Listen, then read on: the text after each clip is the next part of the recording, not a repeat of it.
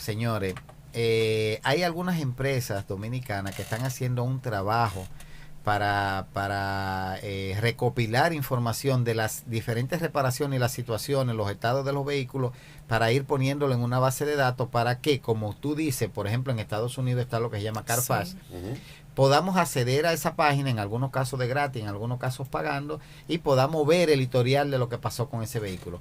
En Estados Unidos está Carfax, que podemos ver si el auto tuvo una colisión, si el auto fue dado de baja porque se inundó, por ejemplo, sí, e incluso podemos ver si el auto fue mantenido correctamente. Entonces aquí se está trabajando para tener una página dominicana que nos ofrezca esas informaciones.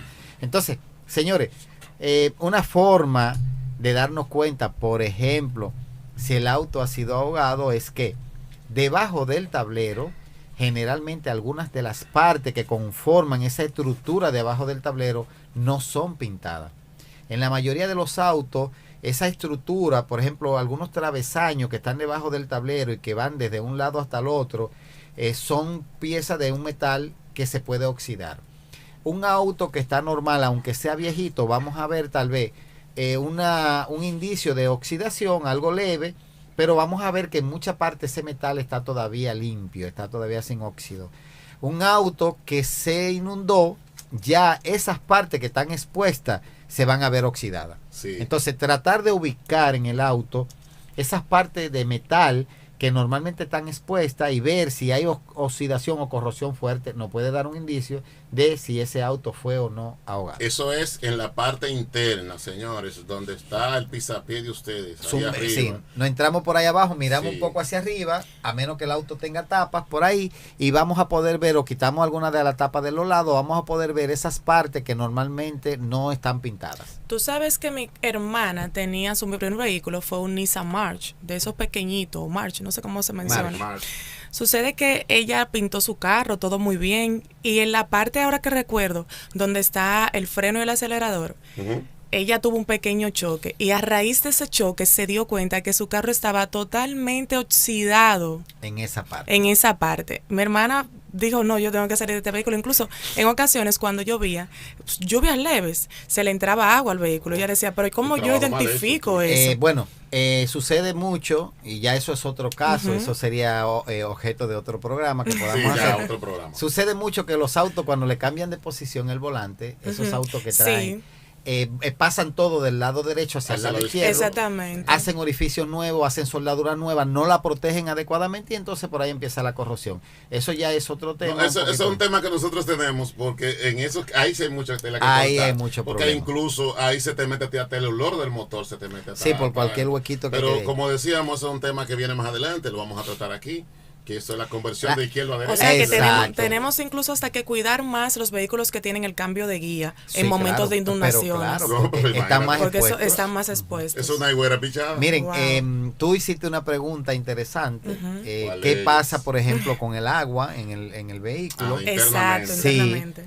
Yo al inicio estaba comentando que ya para ver qué pasa internamente en el motor, para que el motor pueda funcionar, para que se produzca esa combustión en el motor, debemos tener varios ingredientes. Uno de ellos es el oxígeno, que el motor lo absorbe, lo aspira, o a través de un turbo se comprime dentro del motor el aire, ¿no?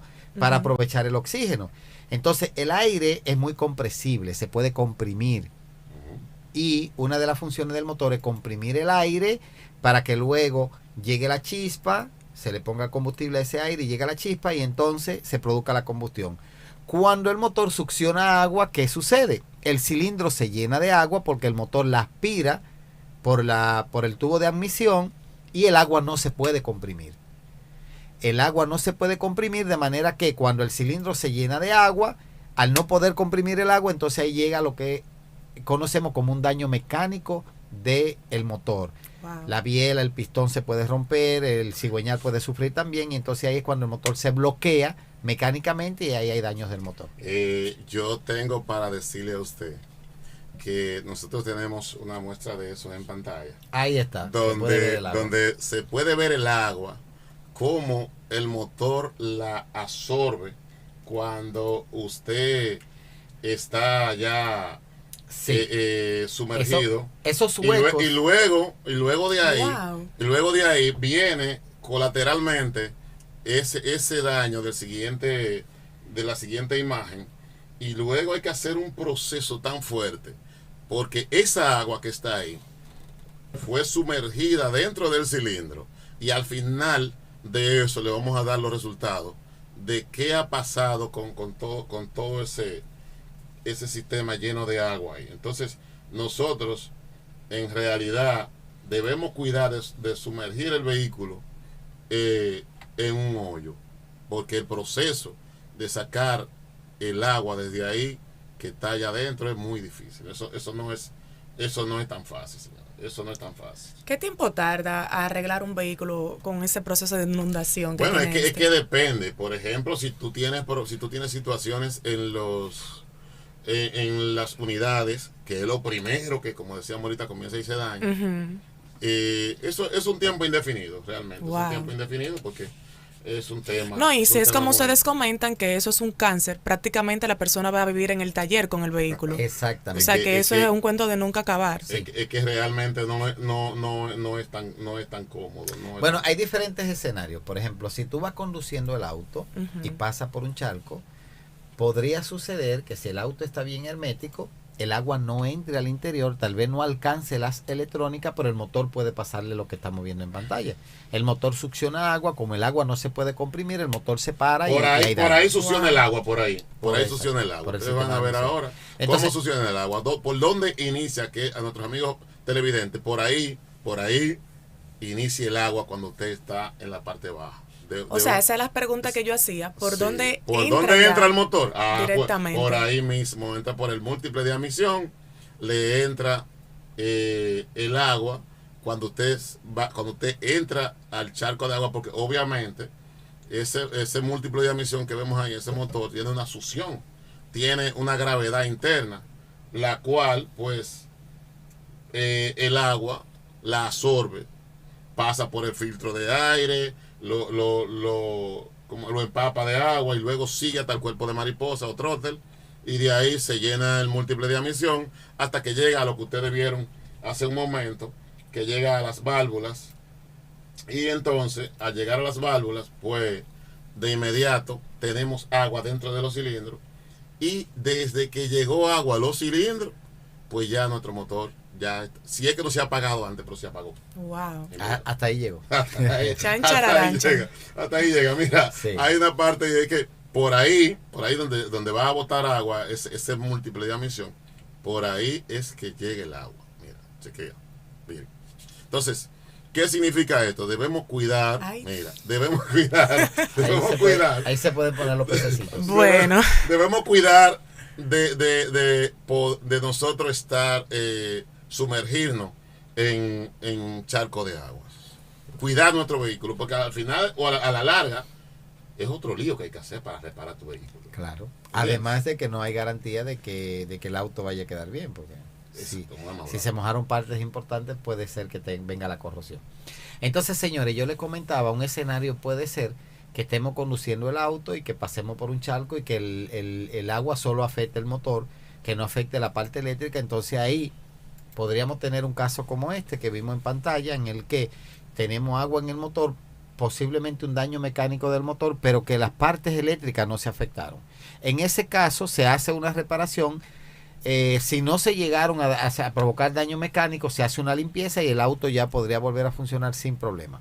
Ahora bien, cuando el nivel de agua es muy alto y entonces ya sí se afecta a la parte eléctrica y electrónica, ahí es cuando viene el problema de la garantía eterna. ¿Por qué? Porque esas partes, esas conexiones y las mismas electrónicas, por más que la limpiemos, ya en cualquier momento van a volver a fallar. Entonces ahí es cuando deberíamos decir este auto es pérdida total. Sobre todo cuando las unidades ya tienen cierto tipo de corrosión y oxidación, que aunque tú la veas bien o diferente, o porque estaban a una temperatura alta y le entró lluvia, le entró agua, un cambio térmico, uno de sus conductores internos, de sus transitores internos, se devaluara. Ese es el lío más grande que puede existir en la electrónica. Wow. Porque eso provoca daños, fallos intermitentes. Y que casi es muy difícil notarlo con equipos de baja gama. Equipos convencionales. Y a veces hasta con la experiencia corta que uno tenga. ¿De verdad que sí? Eso es correcto. Sí, entonces es un tema, señores. Entonces, otra situación que se puede dar es que dejamos el auto estacionado, el agua empezó a subir el nivel. El nivel de agua subió. Cuando viene a ver, usted llega y no encuentra su auto ahí porque se fue caminando solo. Ay, Dios mío. Pero en ese caso, pues el agua entró al interior del auto y ya entonces se inundó completamente. Ahí entonces tenemos varios problemas, porque tenemos la problemática de que la parte eléctrica y electrónica se afecta. El motor estaba parado en ese momento. Ahí es fuerte. Probablemente no tenemos daños en el motor, pero entonces tenemos daño en toda la parte eléctrica. Y ahí luego empiezan los problemas de las conexiones falsas y todos los problemas que conllevan la corrosión en las partes eléctricas. Uno de los problemas que casi uno nunca piensa, y es el combustible. Es poco común, pero hay vehículos que tienen un sistema de evaporación o un sistema de ventilación del cárter y del depósito de combustible. Vamos a comenzar por ahí detrás. Un poco, a veces podemos decir, e incluso hasta si el carro ha tenido colisión, como decía la revisión ahorita, desorganizado, porque cuando los carros tienen colisiones que son desabollados y son pintados, a veces no le colocan las mangueras como deben colocarlas, ni todas las protecciones, no ponen las protecciones que deben ponerles. Lo cierto es que si su problema en un pozo de agua minoritario inicia por ahí, da mucha agua a beber a los técnicos y al propio usuario, porque puede pasar que usted pase en un charco de agua que no le llegue al piso, pero que sí el agua debajo flotando, como decía el vecino ahorita, pueda llegarle al combustible y mezclar el combustible con agua. Muchas veces me he encontrado con ese problema. Otra situación que se da es que a lo mejor pasamos el charco de agua, pero ya sobrepasamos el punto donde están los respiraderos, por ejemplo, de la transmisión, del diferencial. Excelente. La transmisión y el diferencial, la misma cremallera, tienen unos respiraderos, o sea, tienen unas pequeñas válvulas que son las que permiten que el interior y el exterior se comuniquen, o sea que se ventile el interior para cuando el aceite y todos los componentes internos aumentan de temperatura y aumentan de volumen, pueda salir el aire y cuando vuelven a su volumen normal pueda entrar el aire. Entonces cuando el nivel de agua alcanza esos respiraderos, también entra agua a la transmisión o al diferencial, o a la cremallera. Si nosotros, por ejemplo, recibimos el auto y no hacemos un buen trabajo, porque debemos también limpiar y cambiar los líquidos, los lubricantes de la caja y del diferencial. Si no hacemos ese trabajo, en el momento el auto se va a comportar normal, pero en poco tiempo entonces tenemos un daño de transmisión o de diferencial.